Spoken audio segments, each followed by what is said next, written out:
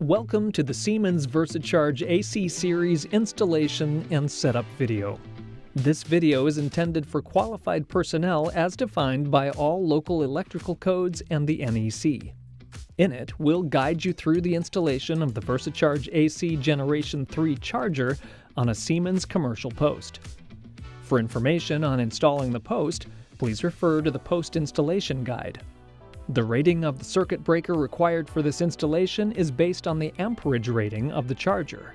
A 40 amp charger requires a 50 amp breaker, and a 48 amp charger requires a 60 amp breaker.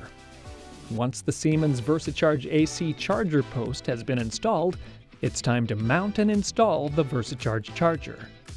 To reduce the risk of electrical shock, never service, install, or uninstall this VersiCharge while power is flowing to the unit. First, install 1 or 2 plastic mounting brackets onto the metal bracket with the included screws. The metal bracket is supplied with the post.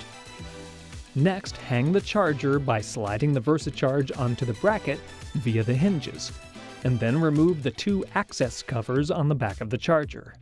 Find the dial and set the amp switch. Do not exceed the amount of amperage the model can handle. If hardwiring the unit, route conductors onto the VersiCharge from the conductor opening with proper strain relief. Then pull 3 to 6 inches of slack through the conductor opening. Next, you'll need the Ferrite Core, which is supplied in the resealable plastic bag or was reserved when the plug was removed. Slide the Ferrite Core over the black and red wires only and into position. The green wire or ground should not be placed through the Ferrite Core. Slide the copper wire conductors into the VersiCharge L1, L2, and ground from the connected conduit. Torque all lugs to 14.5 pound-inches with a screwdriver. If you're using an Ethernet port connection, push the Ethernet cable through the rubberized gland. Make sure the cable connector is not attached to the Ethernet cable when pushing it through the gland. Then snake the Ethernet cable up through the back to the opening.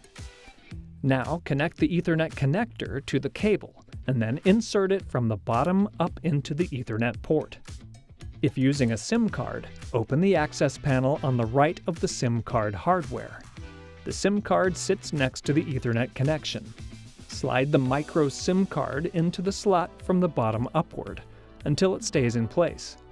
To remove or replace the SIM card, press it upward and it will spring down and out of the slot. Both parent and child models come with the Modbus RS485 serial cable. To connect using Modbus, attach the connector, which is also the multi-connector tool, by gently pressing the connector into place.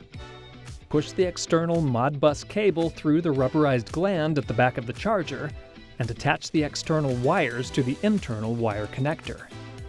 Gently tuck the wiring into the space. Now verify the Modbus data is set up and communicating to your control system. One way to do this is to download and install QModmaster to set up and test querying the chargers. If you're using Siemens control or building management systems like Decigo CC or WinCC, you can use their Modbus importer features to configure and communicate to the chargers. For additional setup information, check out the Modbus section in the charger manual. Next, set up the Modbus communication by setting the termination switch.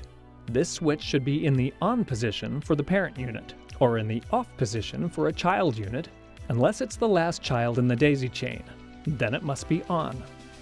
Any devices connected on the Modbus RTU, including the child, converter, and other instrumentation, must be wired as follows. Connect the shield of each cable segment to ground at one end only. Isolate cables as much as possible from sources of electrical noise. Install a 1/4 watt termination resistor, or RT, between the positive and negative terminals on the last device in the straight line bus. This reduces noise interference on the RS485 serial communications wire. The resistor should match the nominal impedance of the RS485 cable, which is typically 120 ohms, but double-check the manufacturer's documentation for the cable's impedance value. Do not use T methods, and no more than 2 cables should be connected at any connection point on the RS485 Modbus daisy chain.